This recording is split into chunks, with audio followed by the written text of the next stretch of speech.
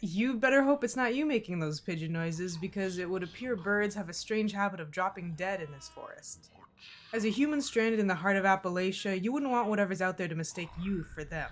The spooky, bird-like character present in your dreams probably has something to do with it, but of course, the lives of yourself and your closest friend come first. This upcoming horror game features the fixed camera angles of yore and is inspired by that era of graphics, placing the whole thing, story and all, firmly in the early 2000s.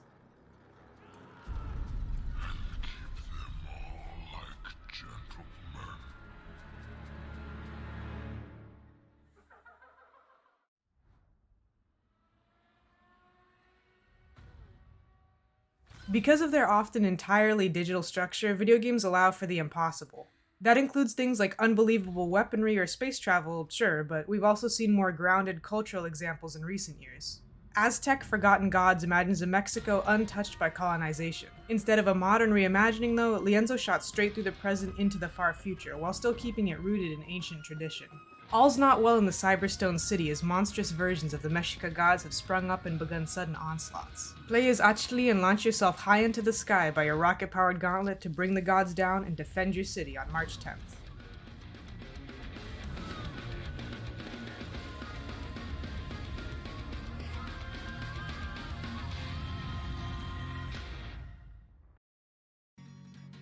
As I said in my last Steam demo roundup, I'm a simple woman.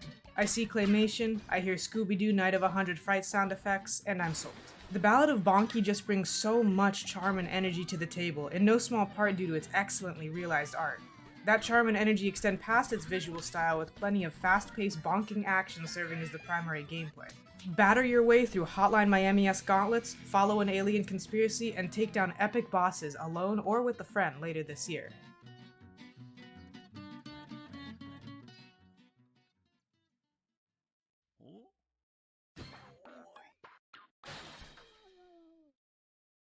A well-written story is great on its own, but the ability to affect that story's outcome is a huge benefit of gaming as a medium.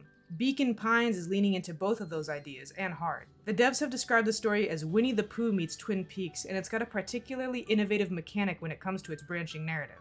As the game goes on, you'll collect charms, verbs, and adjectives that you can plug in at pivotal story points. The extra kicker is that you can open your storybook, return to previous story beats, and plug in charms you found after experiencing them. This concept alone really piques my curiosity, but the adorable art and intriguing story had their hooks in even before that.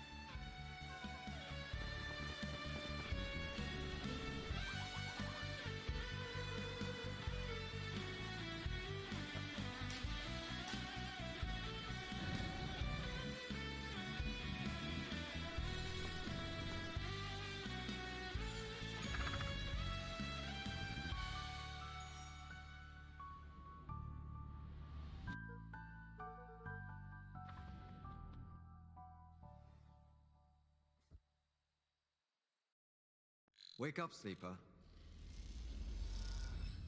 We've all wished we could be in two places at once. Sometimes for dastardly reasons, but more often than not, we just want someone to do all of our sucky life stuff for us. Go to work, wait in line at the DMV, whatever. Citizen Sleeper poses two interesting questions. One, what if anyone could copy themselves and have that copy do all of their work, pay off all their debts? Two, what if you were unlucky enough to be one of those copies? You'll be role-playing in the ruins of interplanetary capitalism in this sci-fi dice roller when it comes out later this year. Good luck. You'll need it. Wake up, sleeper. Your body is dying. Planned obsolescence. SNRP's gift for its escaped workers. But we can fight this. You can remake yourself here. They don't own you anymore. Wake up, sleeper. You are hunted. Break their locks. Access their secrets. We are waiting.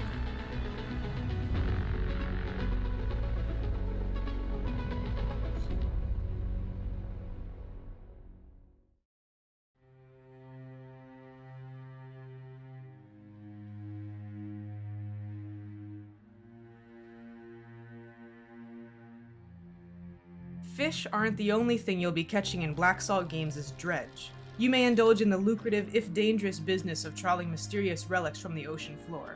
Either way, you'll have to keep your wits about you, as danger can come from the waters around you, the deep, or even the sky above. Upgrade both your vessel and equipment as you explore the Marrows and the islands beyond. And try to be back before dark.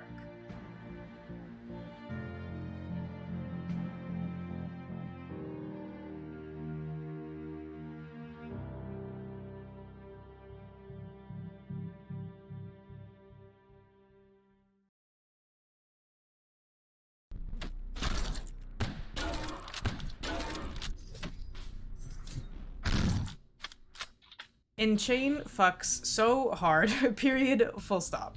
It pulls from the retro FPS, first-person platforming, and Souls-like genres to create an experience that is truly unique, but simultaneously one so many of us have been wanting. Fluid movement and hyper-violent combat make up a big chunk of the gameplay here, while the rest is supplied by the more subtle world of level design. If the demo is anything to go by, Enchain will have that wraparound Dark Souls 1 world that so many crave, as even the few areas available exhibited that tenfold. This is one to watch, and it'll have an early access period beginning later this year.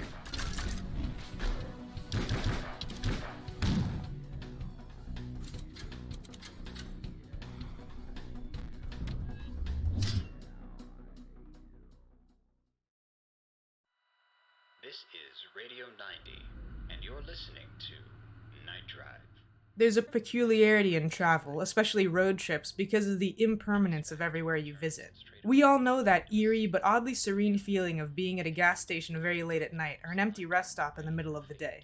It always leaves you a bit contemplative and maybe more willing to talk to strangers than you would be otherwise. That's what Glitch Hikers is about. And there were millions of such stories. Crucial moments on a path that led to you. Here. Now. You are the product of incredible survivorship. Look at the night sky. What do you see out there? More than 7 billion people on this world.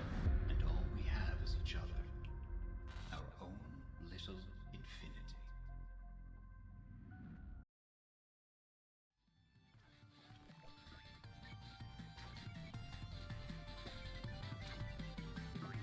Kickbot is an exercise in minimalism. Not its art style or color palette, which is vibrant, varied, and well-defined, but in its gameplay. It's played with only 2 buttons, one to jump left and one to jump right. Because of this, the game hinges heavily on its aerial movement, asking the player to nail wall jump after wall jump, littering jump refills across the sky to push them upward with perfect timing. While Kickbot is definitely made with platforming junkies in mind, its minimal moveset positions it as an excellent entry point for those looking to get into hardcore platformers. It'll have you repeating sections of levels over and over again, but it does it with love, haste, and simplicity.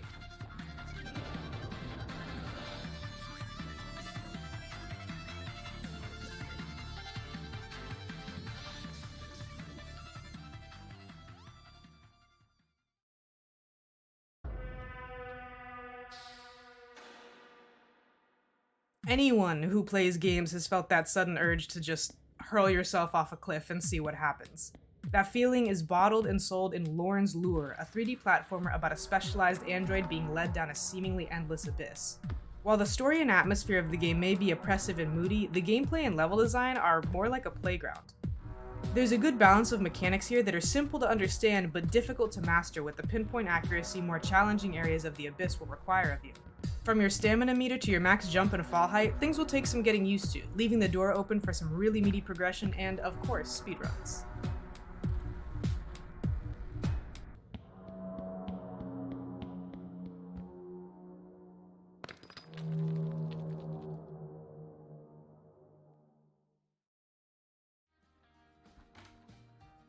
In last year's video, I mentioned that I'm a bit of a bleeding heart environmentalist. I enjoy this new wave of games that ask you to protect and heal the environment instead of trampling it for the sake of city development or what have you. Lumberjack has its origins in the same place, but takes a decidedly more direct approach. Instead of gently rebuilding the ecosystem, you axe every man-made development in your path to make way for greenery and tree huggers galore.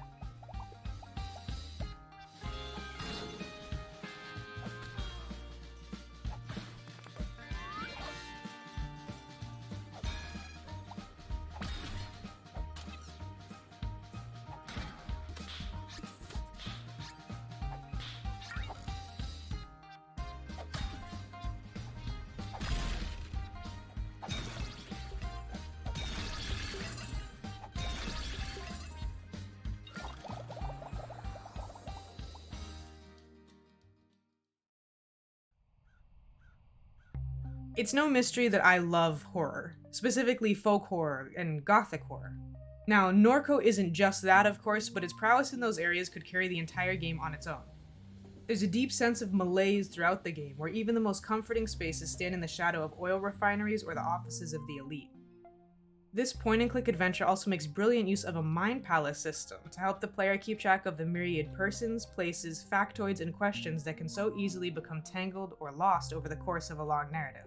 That all sounds great, but the real cherry on top is the drop-dead gorgeous painterly pixel art that you're treated to over and over again, richly detailed and appropriately dark and grimy when it needs to be.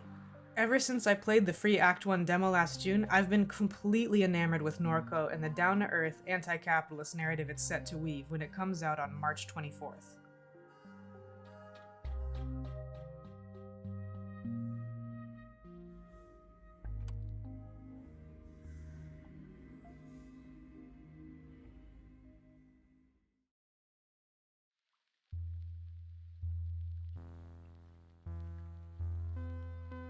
I'm gonna keep it real with you here.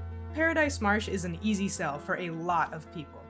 It's a game about catching frogs and restoring the stars in the night sky. One and done, coming very soon.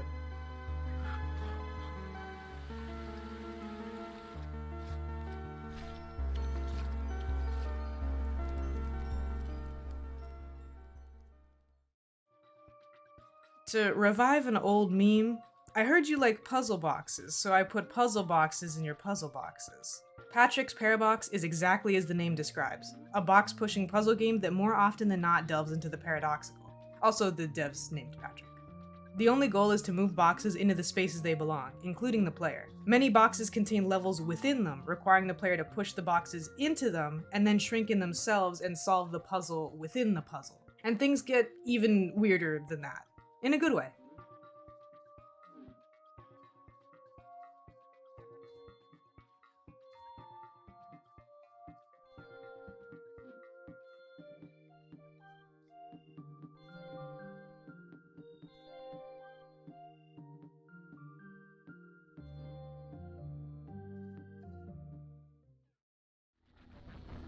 "2D platformers are one of the older game genres at this point, so naturally contemporary entries have to put in a lot of work to stand out and do something never before seen. Planet Cube Edge does not do that. Instead, it aims to be best in class at something that already exists, GBA-inspired side-scrollers. It's got a great style and doesn't pull any punches with its limited palette. The level design is the real star here though. That should be the case with any platformer, and is with many, but Planet Cube Edge still manages to stun with its carefully constructed levels, perfectly spaced checkpoints, and expertly crafted chase sequences.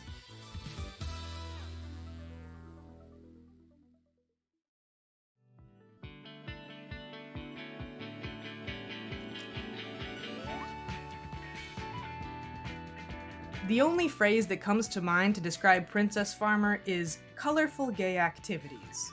This upcoming Match 3 puzzler is unapologetically queer and kind and just fun as hell. Matches are quick and exciting as you frantically stack vegetables over your head to plop them down into the correct plot, setting off cascading combos as everything shifts to fill that available space. It's the kind of game that exists only in nostalgic reimaginings of the 90s, except, would you look at that, it's real.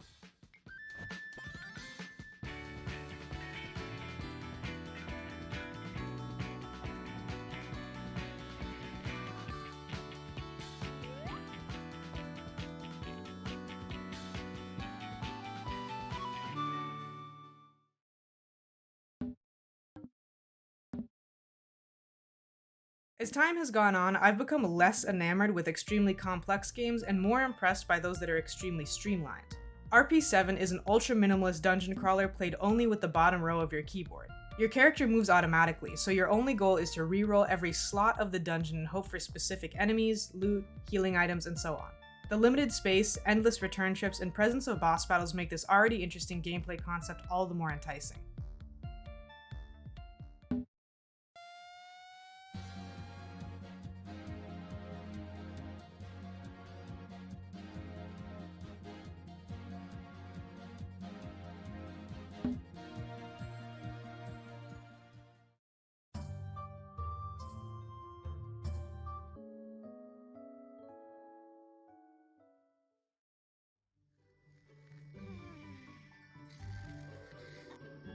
I spent a solid month or so obsessed with Time to Morp's demo, where I got to sink my teeth into the Creature Collector Automation Simulator hybrid.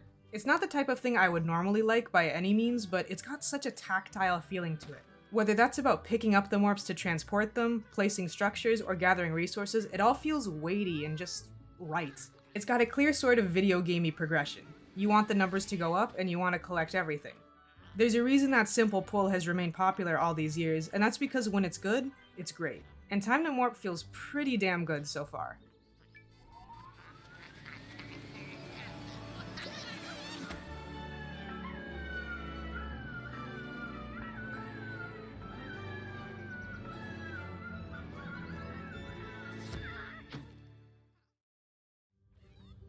I think there are a couple immediate comparisons that come to mind when watching the trailer for Tinykin, but I urge you to consider. Did those games really invent those ideas, or are they more a part of our cultural consciousness? It's hard to imagine being a kid who didn't daydream of being shrunk down and running around under the furniture, riding on beetles, or commanding your own army of roly-polies. For my money, Tinykin is doing an excellent job of expanding on that childhood dream and blowing it up into an entire game. The shockingly large and detailed home you'll be traversing looks incredible, and the devs have already made it clear there'll be a myriad of movement mechanics to get you wherever you need to be. All this is before you get into the titular Tinykins, the small, bulbous creatures who'll be helping you along on your journey. More is more here, and a bigger group will always allow you to climb higher or knock down bigger structures. The creative directors emphasize the importance of exploration in the gameplay trailer, and more than implied that you'll find more Tinykin through this exploration instead of traditional resource management. One director casually dropped the word hundreds when referring to the Tinykin, so suffice it to say, it's looking small but mighty, perfect for a summer experience.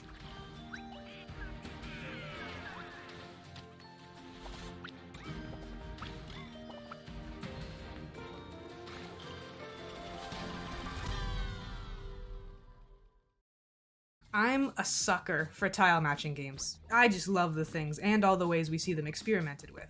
Topplepop Bungie Blockbusters meshes this familiar world with the likes of Jenga, tasking the players with dropping, throwing, flipping, and sticking blocks of light colors together to release the friendly creatures trapped within. It's clear that this will be a great multiplayer experience for game nights with the squad, but I was surprised at just how enjoyable single player was as well. There are daily and weekly challenge ladders that make great use of Topplepop's surprisingly deep move pool. I found myself going back more than once to complete them, even in the limited demo. Add in a group of friends, and you've got yourself a hit.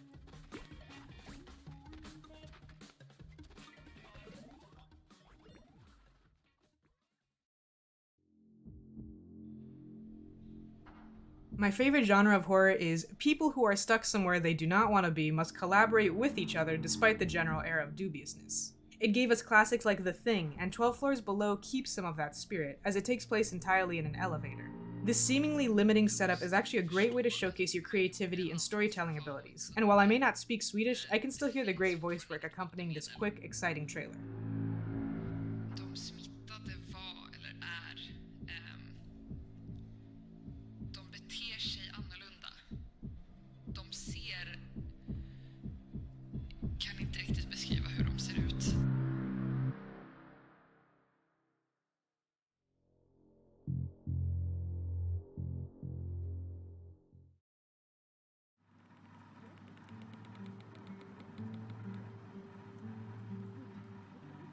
An adventurous young woman finds herself aboard a cutting-edge aerial hospital.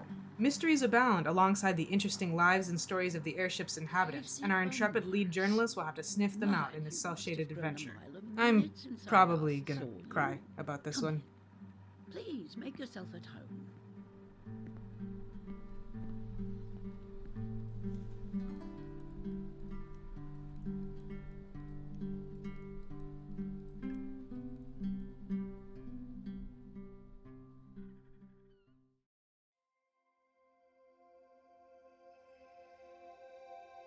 I'd also like to briefly remind you of a few games from my 2021 list that have been pushed into 2022. Like I said then, games with the largest budgets and biggest teams in the best circumstances get delayed all the time, so COVID-era indies being pushed back should come as no surprise. Please watch my 2021 video for more information on these games and many more.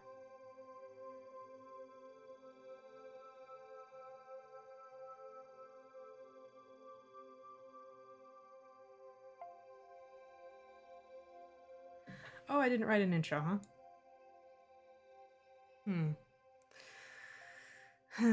Do I need an intro? Not really. Fuck it, honestly.